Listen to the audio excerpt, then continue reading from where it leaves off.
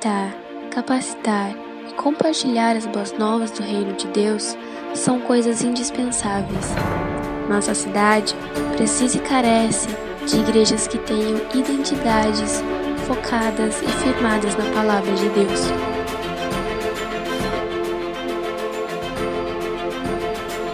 Quem nós somos?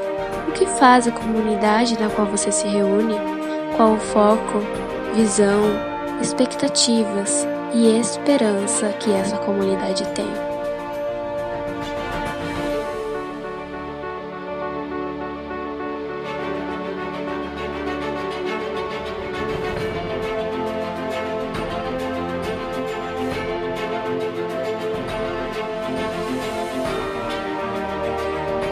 Na nossa nova série de mensagens, vamos conhecer um pouco mais da verdadeira identidade bíblica para a igreja e sua importância para a missão.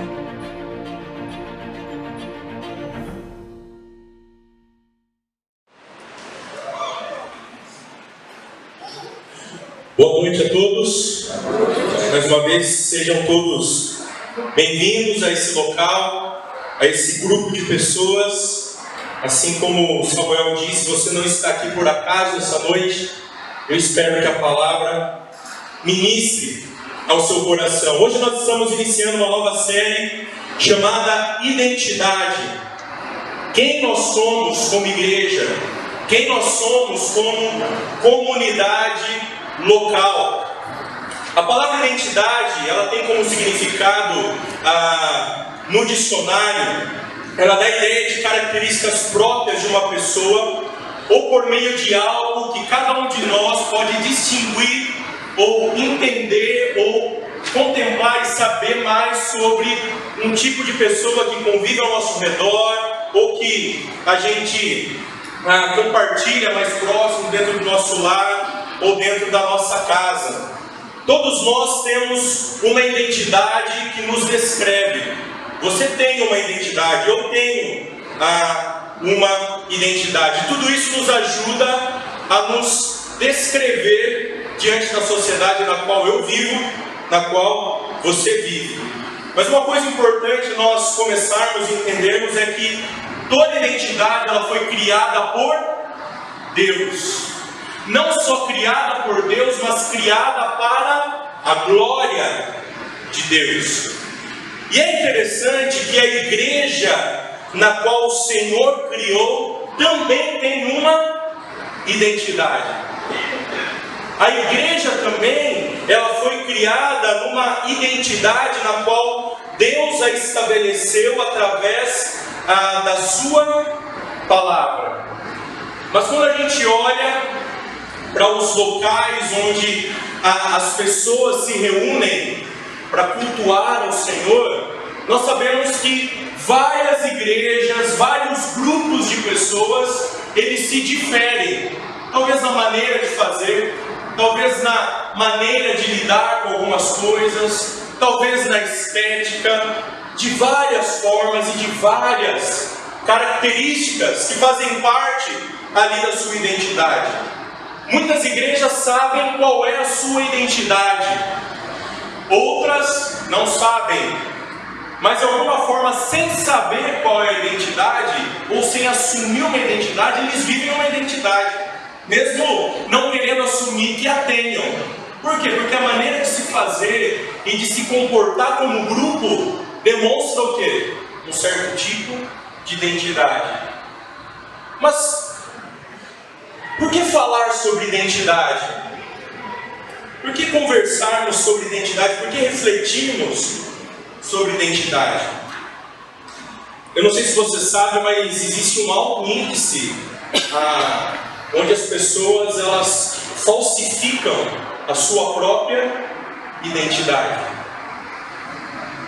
E quando a gente considera isso, a gente olha também para o âmbito da igreja, ou a gente considera a comunidade, existem também igrejas que têm uma falsa identidade.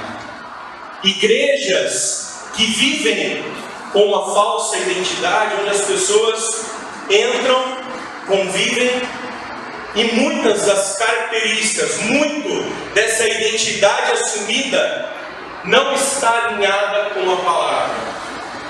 E o que compromete uma identidade falsa para uma igreja? Compromete toda a sua missão.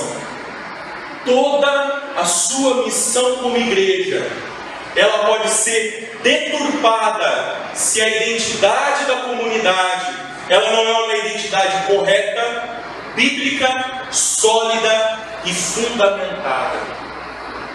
Isso pode atrapalhar, isso pode fazer com que as pessoas vivam de uma forma errada, de uma forma equivocada. E por isso nós vamos pensar então na verdadeira identidade bíblica, na qual nós precisamos como comunidade viver para a glória do nosso Deus. Que nós como comunidade queremos ser para a glória do nosso poderoso Deus.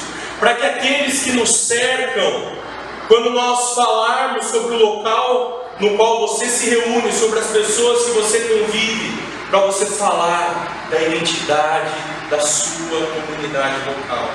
E para isso eu convido você então a pegar sua Bíblia e abrir junto comigo no Evangelho de Lucas, capítulo 5, versículo 27.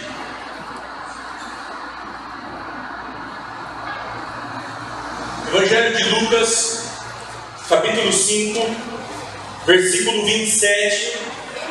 Se você está vendo alguém que está sem uma Bíblia aí ao seu lado, compartilha com ele para que ele possa acompanhar com você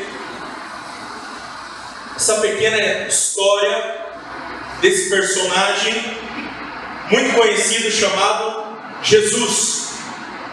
Evangelho de Lucas, então, capítulo 5, a partir do versículo 27, a palavra de Deus diz o seguinte: depois disso, Jesus saiu da cidade, viu um cobrador de impostos chamado Levi, sentado no local onde se coletavam impostos.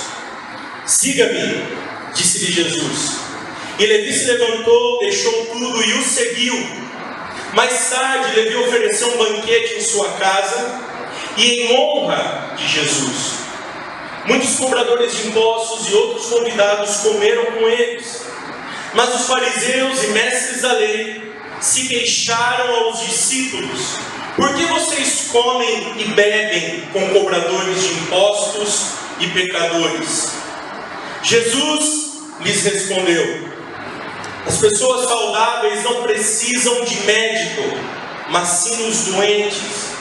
Não vim para chamar os justos, mas sim os pecadores para que se arrependam. Qual que é a grande ideia da nossa mensagem nessa noite, pensando aí sobre a identidade?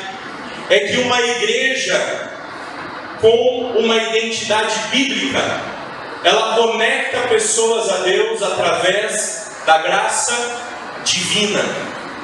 Nessa noite a gente vai pensar nisso, que uma igreja com identidade bíblica, ela conecta pessoas a Deus através da graça divina.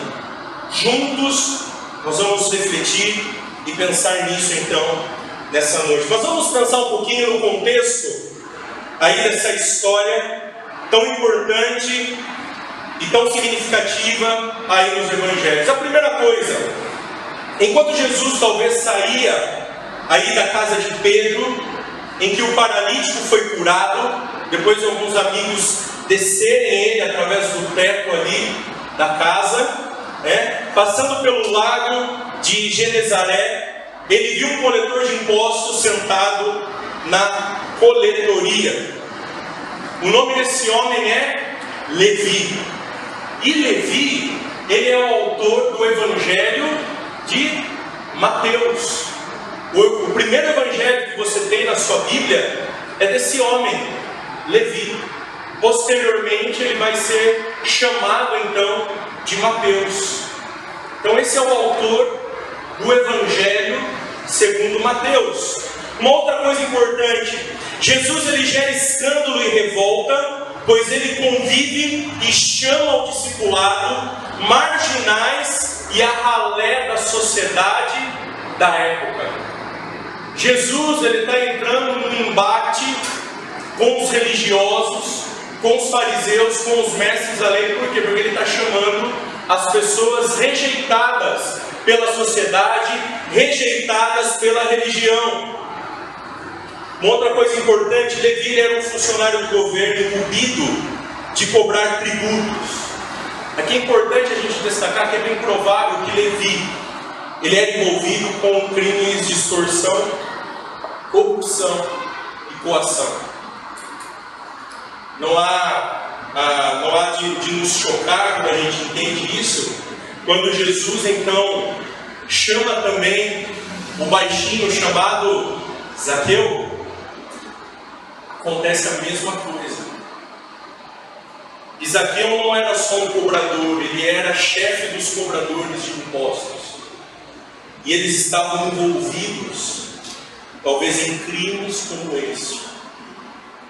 Levi ele é visto por Jesus e por ele é escolhido por seu amor incondicional.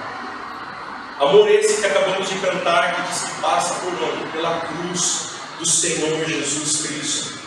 Levi também ele era um homem muito rico, que deixou tudo para seguir a Cristo.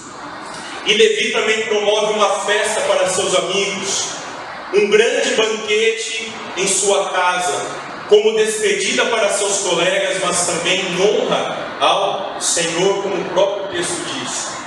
Mas uma outra coisa importante que nós conseguimos observar é que, assim como Zaqueu fez, Levi quer que outros conheçam de Jesus. E eu coloquei uma frase aqui do Riley, que diz o seguinte: o homem convertido não deseja ir sozinho para o céu.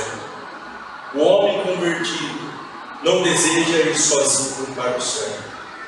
Jesus ele se assenta com os seus discípulos entre os odiados e rejeitados, dentre o povo. Então ele senta ali com aqueles homens juntamente com os seus discípulos, nos quais ele começou a chamá-los.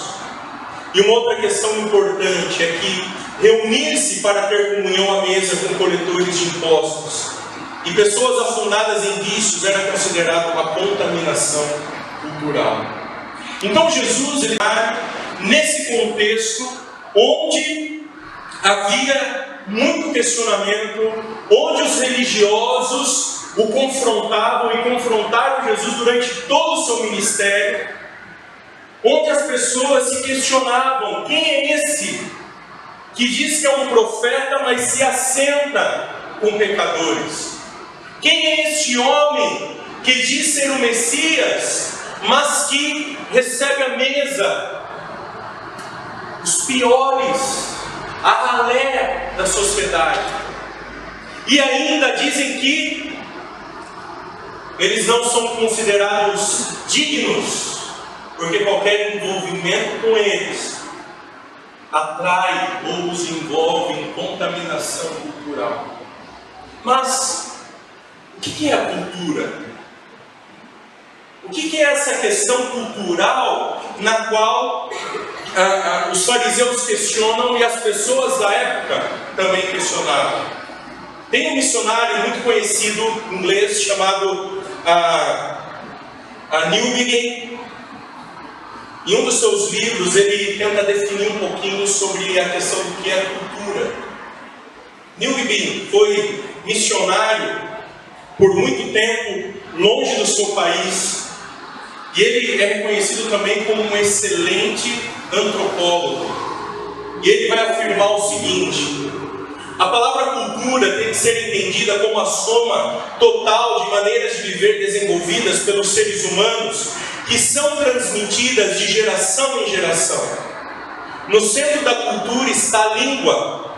A língua de um povo é o meio pelo qual ele expressa a sua maneira de perceber as coisas e de lidar com elas.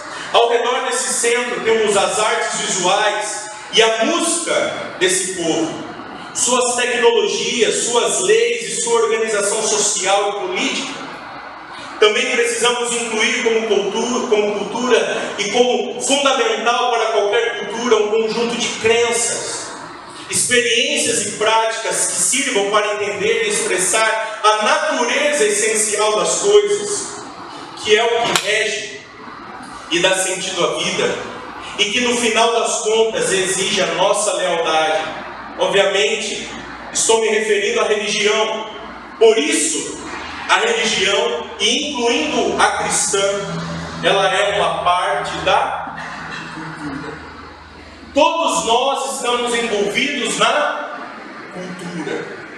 Nós, como igreja, temos uma cultura. Você, como família, tem uma cultura passada de geração para geração. Nós, como povo brasileiro, temos uma cultura passada de geração para geração. Isso se estende em vários âmbitos, como o Newbegin trabalha aqui.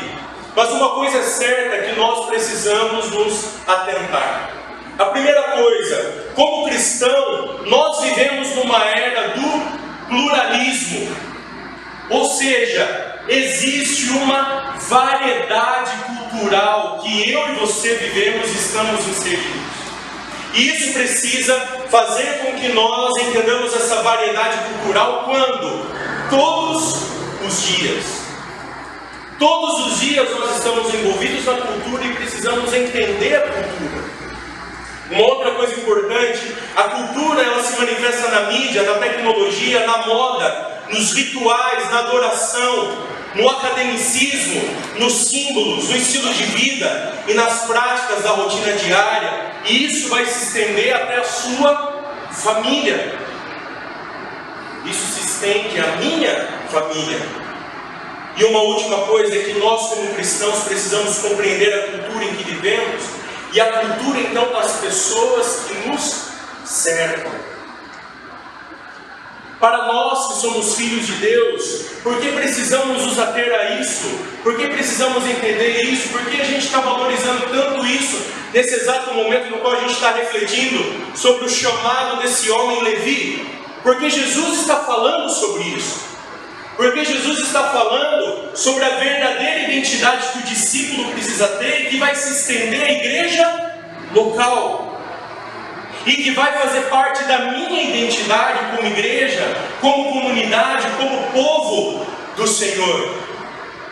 E uma pergunta precisa ser feita nesse momento, e eu já respondi ela na introdução em algumas partes. Por que a cultura existe? A cultura, ela existe para revelar a beleza do nosso Criador. Meus queridos, Deus criou a cultura. Deus criou a diversidade cultural. Deus criou a beleza da cultura na qual nós estamos inseridos, nas quais vários povos vivem e praticam a sua cultura. E Deus então dotou o homem também para que ele criasse, reproduzisse a cultura. E é importante destacarmos que Deus um dia Ele irá redimir a cultura plenamente. Vamos ler alguns textos para a gente pensar um pouquinho nisso? Primeiro livro da Bíblia, livro de Gênesis, capítulo 1, versículo 26. Gênesis 1 e 26. Quando nós olhamos para o primeiro livro da Bíblia, nós vamos encontrar o Deus Criador, como nós acabamos de ouvir e ler no Catecismo, como o Ser Supremo que rege, que cria as coisas de uma forma perfeita e agradável. Dizendo no versículo 26, então Deus disse: façamos o ser humano à nossa imagem, ele será semelhante a nós, dominará sobre os peixes do mar, sobre as aves do céu, sobre os animais domésticos, sobre todos os animais selvagens da terra e sobre os animais que rastejam pelo chão. Deus assim os criou, os seres humanos, à sua própria imagem. A imagem de Deus os criou, homem e mulher os criou. Atenção ao versículo 28. Então Deus os abençoou e disse: sejam férteis e multipliquem-se, encham e governem o quê? a terra. Meus queridos, essa questão do ser fértil e multiplicar sobre a terra diz respeito então à disseminação o quê? Cultural sobre a terra na qual eu e você vivemos. Mas olha só o que diz o último livro da Bíblia. Caminhe comigo até lá. Apocalipse, capítulo 7, versículo de número 9. O último livro da Bíblia, capítulo 7, versículo então 9 e 10. Depois disso eu vi uma imensa multidão, grande demais para ser contada. Meus queridos, a gente estava falando do Jardim do Éden, um casal chamado Adão e Eva, que haviam recebido uma ordem, e que essa ordem está ligada diretamente a uma ordem também o quê? Cultural. E olha só como isso se estende pela eternidade. Olha o que diz o texto: viu uma imensa multidão, grande demais para ser contada, de todas as nações, tribos, povos e línguas, em pé diante do trono, diante do Cordeiro. Usavam vestes brancas, seguravam ramos de palmeiras e gritavam com grande estrondo: a salvação vem do nosso Deus que está sentado no trono e do Cordeiro. Meus queridos, Deus criou a cultura. Deus criou a beleza da cultura. Mas nós sempre precisamos nos lembrar que a cultura, ela é bela, mas ela é feia. A cultura, ao mesmo tempo que ela é bela, ela é feia. E por que isso? Porque o pecado, ele corrompeu o quê? A cultura. O pecado, ele dilacerou, ele mudou de forma má várias facetas da cultura na qual eu e você estamos inseridos. Vamos pensar aí na beleza da cultura. Nós, como povo brasileiro, somos conhecidos como povo hospitaleiro. Se chega um estrangeiro no nosso país, ele vai dizer que nunca ele esteve num país tão hospitaleiro, que cuida, que recebe bem o estrangeiro, né? Que brinca, que se diverte de uma forma tão hospitaleira. Entretanto, nós somos conhecidos também pela parte feia. Nós somos conhecidos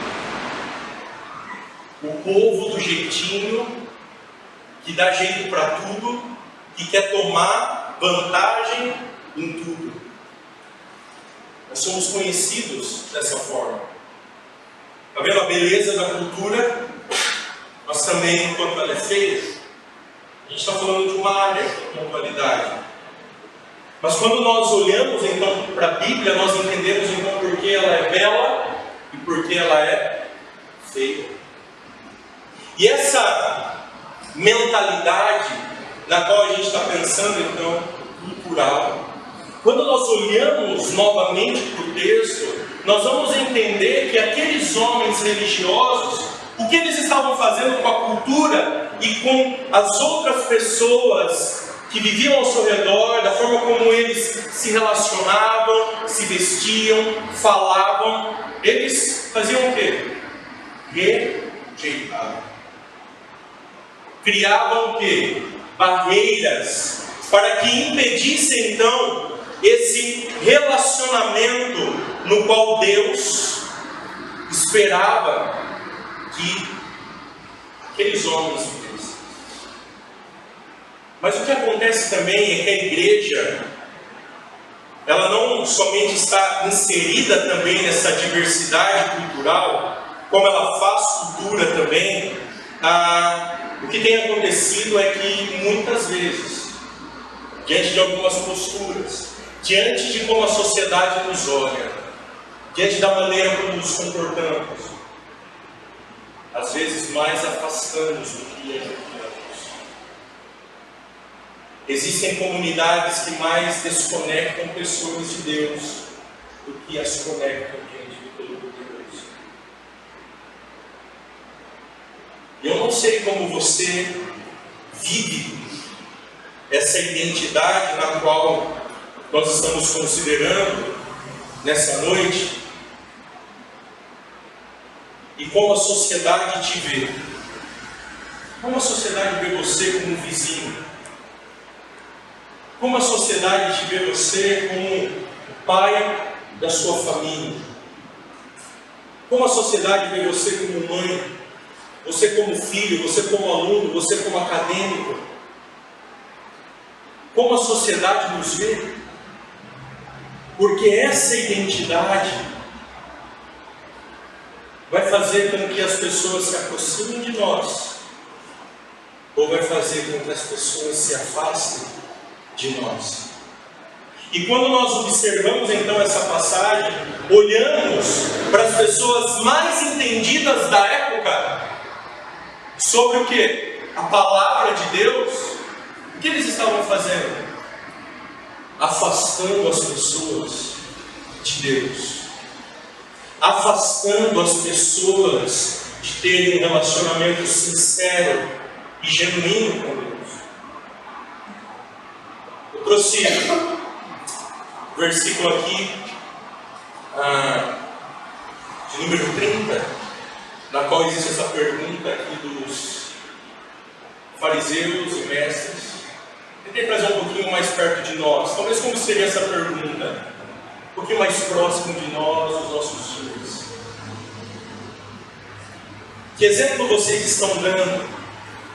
Andando e comendo com essa gente desonesta e pecadora?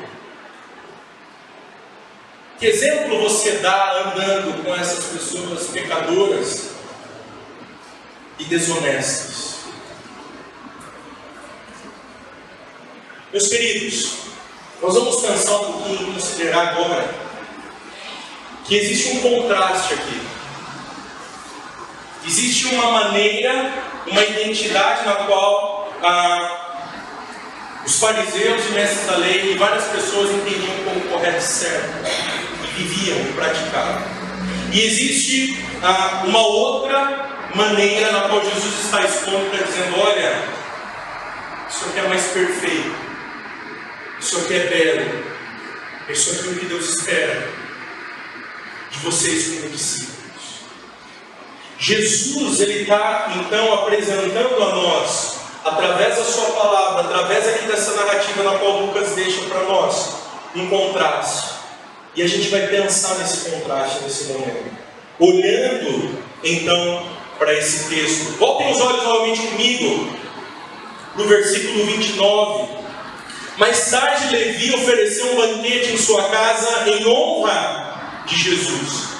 Muitos cobradores de impostos e outros convidados comeram com eles. Mas os fariseus e mestres da lei se queixaram diretamente a Jesus? Não, aos discípulos. Por que vocês comem e bebem com cobradores de impostos e pecadores? Por que vocês comem com esse tipo de gente? Eu queria apresentar esse contraste para nós, dizendo a primeira face desse contraste é o seguinte: que a religião sem graça, ela não conecta pessoas ao Senhor, e por isso ela não transforma. A religião sem graça, ela não conecta pessoas ao Senhor, e por isso ela não gera o quê? Transformação. E quando nós olhamos para o texto, quando nós olhamos para os fariseus e para aquilo que eles representavam e para aquilo que eles faziam, a gente consegue entender um pouquinho isso. Por quê? A religião sem graça, ela prefere receber pessoas perfeitas. A religião sem graça, ela prefere receber pessoas perfeitas. A religião sem graça, ela não celebra a verdadeira salvação. A religião sem graça, ela não necessita da graça salvadora, pois ela afirma: eu sou justo. E a religião sem graça, ela é cegada pelo legalismo. E por que pelo legalismo? Porque os fariseus, eles estavam preocupados sempre com o quê? Com aquilo que era externo. Eles insistiam: faça isso e você obterá isso, faça isso e você será mais santo, não toque nisso e você obterá isso. Tudo para dizer que isso fazia com que as pessoas então pudessem se conectar a quem? A Deus. Mas a religião sem graça, ela afasta as pessoas de Deus e ela não gera transformação. Mas vamos trazer um pouquinho mais para perto de nós. Como a religião sem graça, ela não conecta pessoas nos nossos dias. Como a religião sem graça, ela demonstra isso nos nossos dias. A primeira coisa, quando nós deixamos de evangelizar qualquer pessoa por mero preconceito racial, social ou pessoal. Quando você olha para alguém que é diferente de você, seja por causa da língua, seja por causa da maneira como se veste, seja pelo local onde mora, pela cor de pele, isso demonstra essa religião sem graça. Uma segunda coisa, quando ao ver uma pessoa desse grupo entrar na igreja, nós nos afastamos, pois enxergamos claramente os seus pecados, mas não somente dentro da igreja. Quando você vive na cidade de Piracicaba e você olha alguém que é diferente, que se veste diferente, que tem um brinco, tem uma tatuagem, tem um piercing, tem um cabelo de uma cor, que se veste de alguma forma, que fala com um linguajar, você, opa! Isso é muito longe aqui, essa pessoa. Isso demonstra o quê? Que nós não nos importamos, que nós não avaliamos de forma séria a cultura. Quando também nós esperamos que uma pessoa se adeque à nossa forma, sem que ela compreenda o significado de Jesus na vida. Faça isso. Às vezes a pessoa nem entende, nem sabe o real significado ainda do Evangelho e das verdades, e nós derramamos sobre ela, nós enfiamos, como nós dizemos, goela abaixo, várias coisas que nós, como crentes, temos costume de fazer, e insistimos que a pessoa faça também. E muitas das coisas, muitas vezes, não está nem inserido na palavra, e achamos que a pessoa tem que fazer. E uma outra questão importante também é que isso também acontece de crente para crente.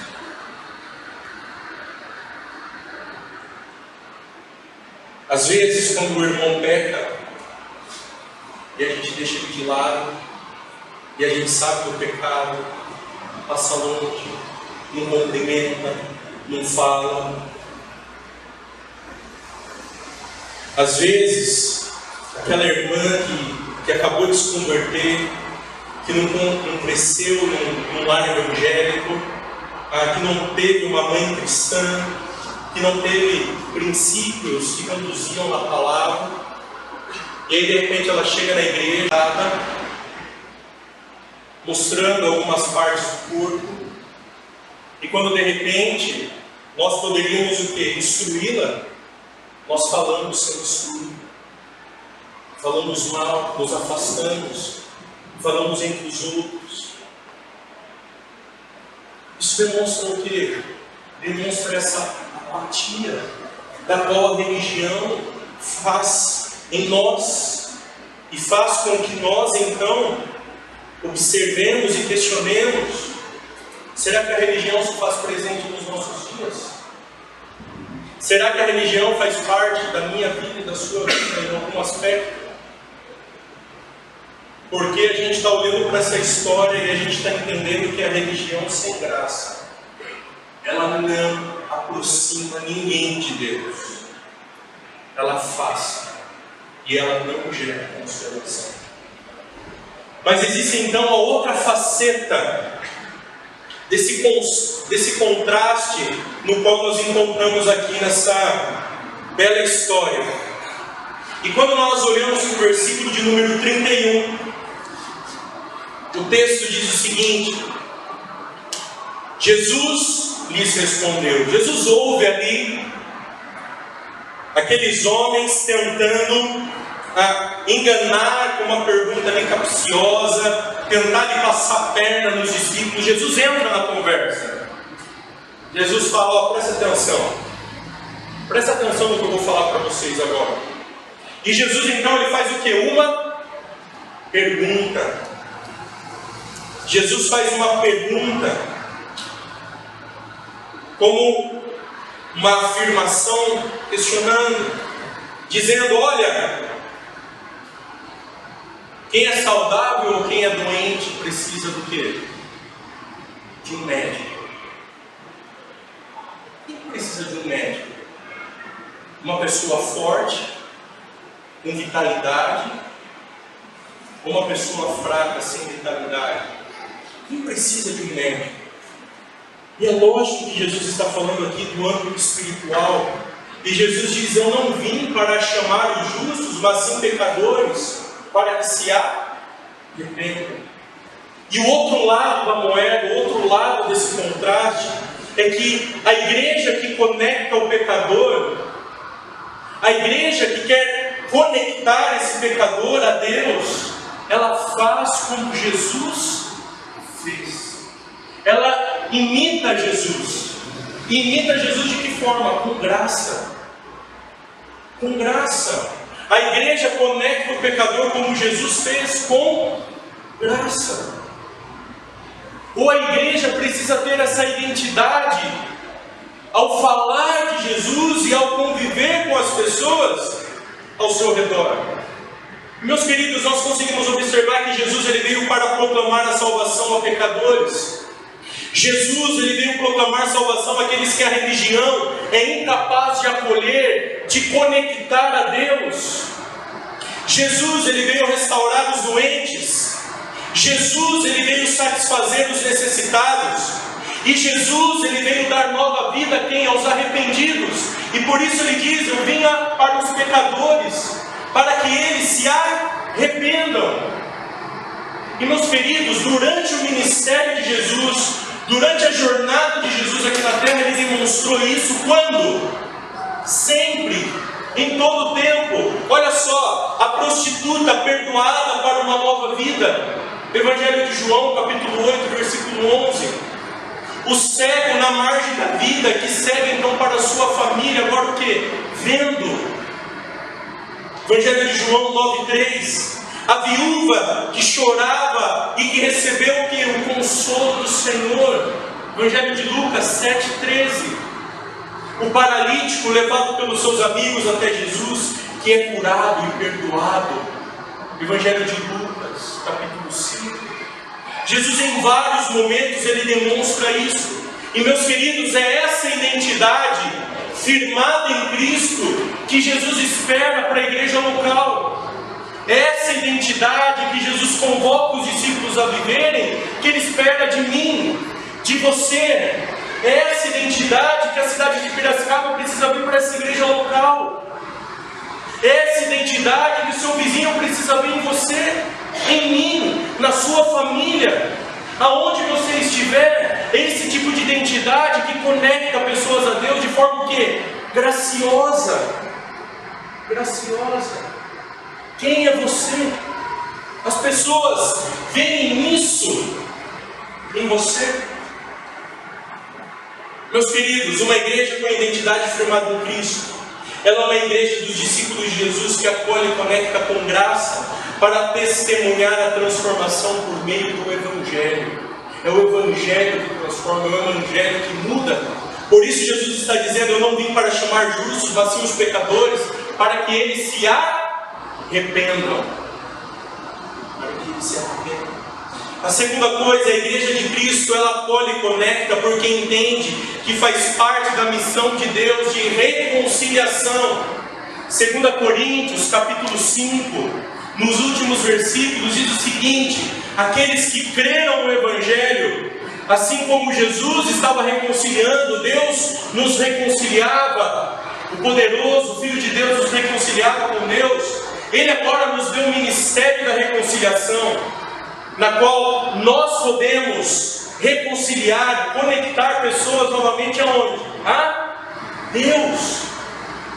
Nós temos o ministério da reconciliação em nossas mãos. E uma última coisa, a igreja, ela precisa aferir, ela fere a cultura à luz da palavra de Deus, como Cristo fez. Como Cristo fez. Meus queridos, quantas e quantas vezes a gente despreza a cultura, e a gente não afere a cultura à luz da onde? Da palavra de Deus. E a gente age, às vezes, de forma equivocada, criando barreiras, lançando barreiras, e vivendo longe de algumas pessoas, porque a gente não afere a cultura como as Escrituras nos convidam a fazer. Lembra, meus queridos, a cultura, ela é feia?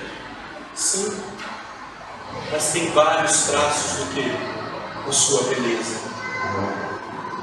Isso nos aponta lá para o início, para o Criador, que criou todas as coisas para a glória do seu nome. Meus queridos, sabe o que eu vejo aqui nessa noite? E eu me incluo também, juntamente com vocês. Meus queridos, nós éramos rejeitados pela nossa condição social. Nós éramos rejeitados pela maneira nossa de viver. Nós éramos rejeitados pela maneira de falar, de se comportar. Meus queridos, quem nos acolheu? Quem te acolheu? Quem te conectou novamente diante de Deus, dando esperança e vida para nós? Meus queridos, eu gostaria de concluir essa mensagem considerando esse contraste e deixando alguns desafios para nós como igreja. Uma igreja que almeja ter uma identidade bíblica. Uma igreja que almeja conectar pessoas a Deus através da graça.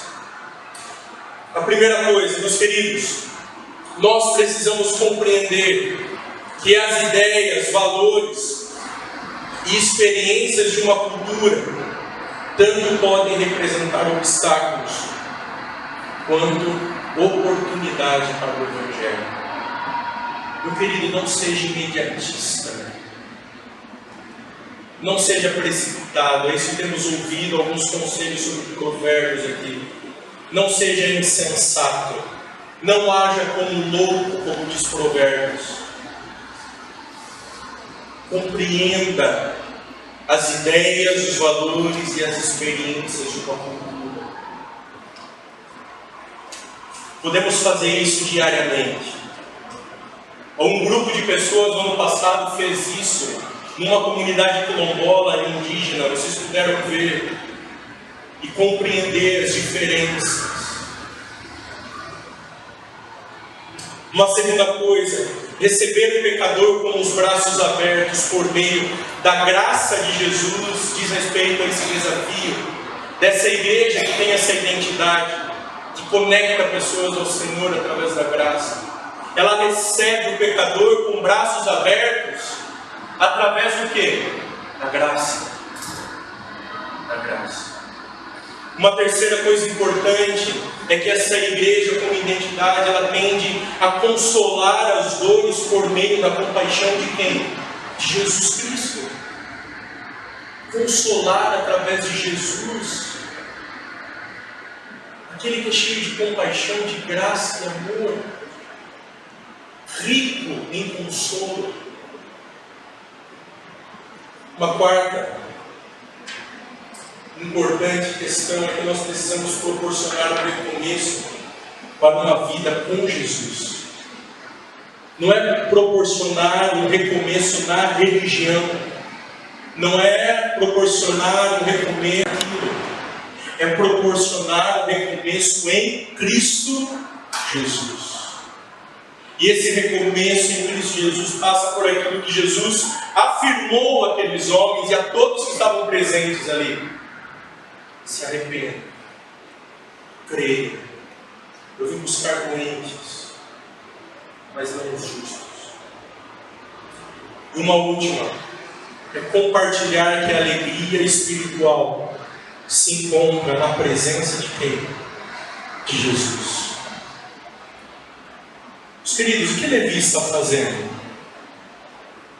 Levi está dizendo para as pessoas que trabalhavam com ele, para as pessoas que estavam ali na sua casa, em honra a Jesus, para conhecê-lo, para conversarem, para trocar ideia. Ele está compartilhando que a alegria espiritual se encontra onde?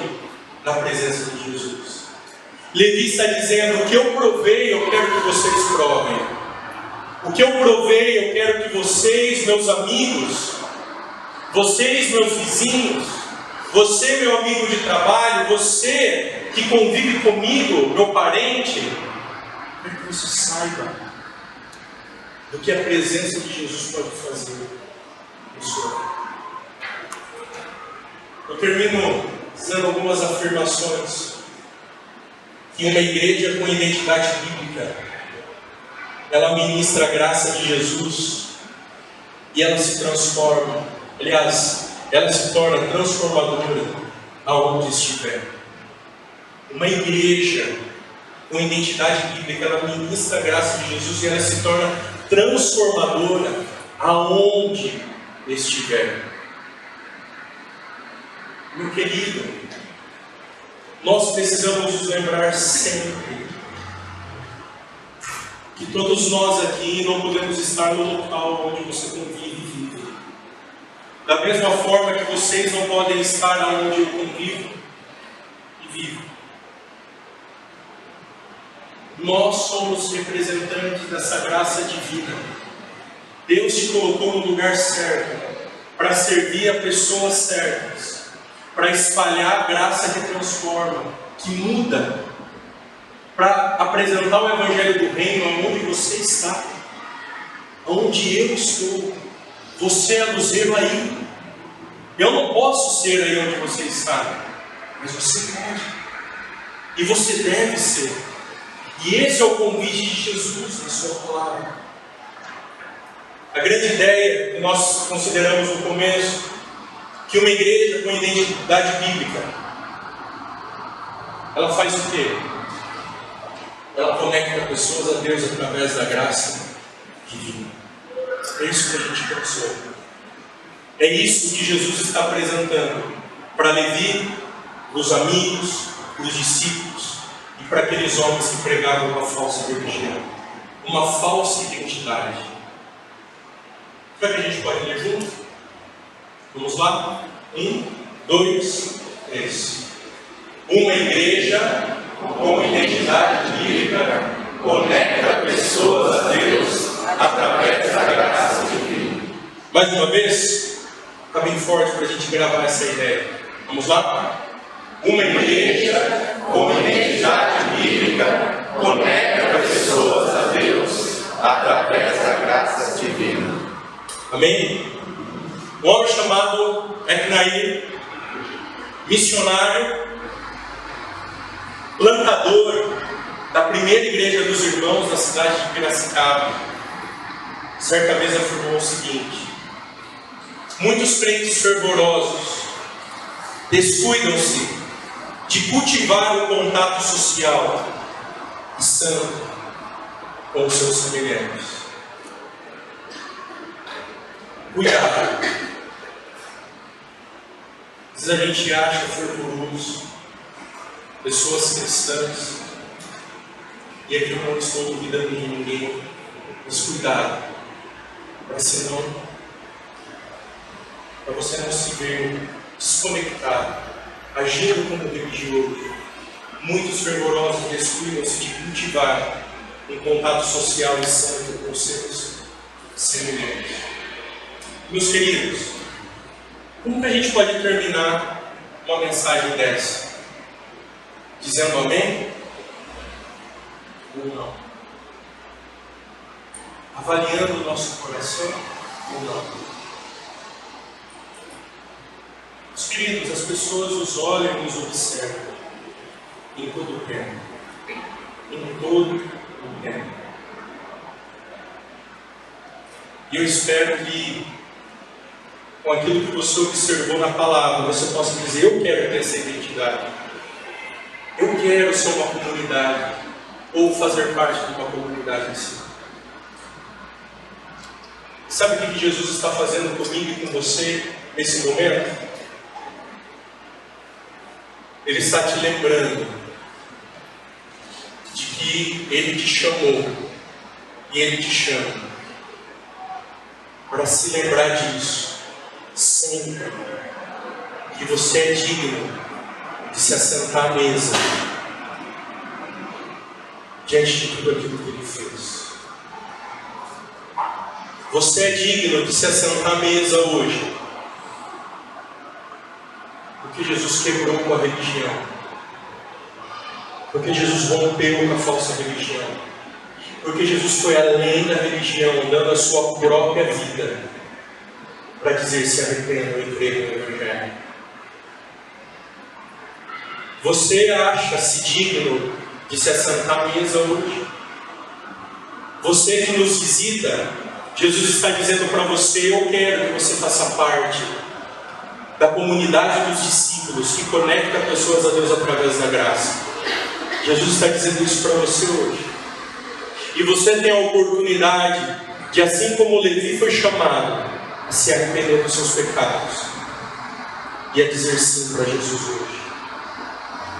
A dizer sim para o grande Mestre Salvador da minha vida, da vida de muitos que estão aqui hoje. O que nos torna dignos e o que te torna digno aqui nessa noite é o sangue de Cristo, é o corpo de Cristo, colocado ali naquele madeiro por causa dos nossos pecados.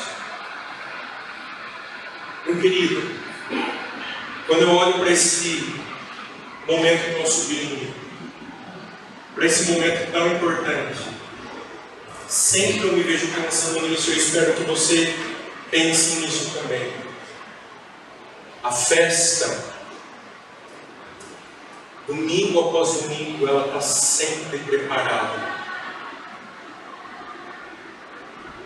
Mas às vezes a gente ceia e celebra sem muitas pessoas ainda que estão vivendo a falsa religião, que precisam do Evangelho do Reino, que precisam de mudança e transformação através da cruz. E o nosso desafio ao sair daqui é: preciso do domingo que vem. Eu preciso, durante essa semana, convocar outras pessoas, porque a festa está preparada e faltam muitos ainda para celebrar, faltam muitos ainda para comer, para desfrutarem da presença do Cristo que salva, que cura e que redime.